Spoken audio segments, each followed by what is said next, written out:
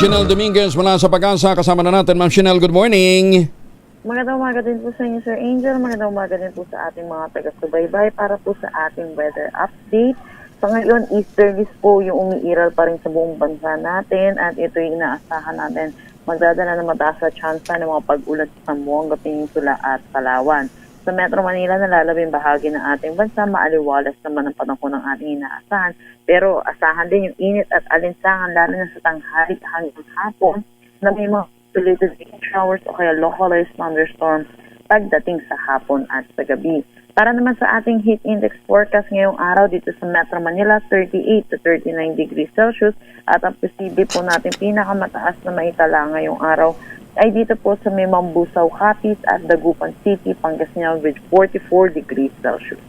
Para naman sa ating update dito sa binabantayan nating dalawang low pressure sa labas ng ating PAR, di isa po yung mas malapit po sa ating boundary po ng ating PAR ay posible pong pumasok ng ating Philippine Area of Responsibility ngayong araw. Pero mababa naman po yung tsansa neto na maging isang ganap na bagyo. Pero bilang low pressure area, inaasahan natin magdadala ito ng mga pag-ulan dito sa may Eastern Visayas at Mindanao by Thursday. Yung pangalawang low pressure area naman natin, yung mas malayo po, mataas yung tsansa neto na maging isang ganap na bagyo within the next 24 hours at posible itong pumasok ng ating PAR by Saturday or Sunday. So yun po, ito po yung matuloy po nating minomonitor. At yan po muna latest dito sa Pag-asa with the Forecasting Center. Chanel Dominguez po, magandang umaga. Ma'am Chanel, mahangin ba to? Itong LPA na to? Nakikita po natin posible po, yes po. Mahangin. Sana matubig na lang, wag na lang mahangin. Namumulaklak pa lang, hindi pa ganun kalakihan yung mga bunga ng rambutan, lansones, at saka ng durian eh.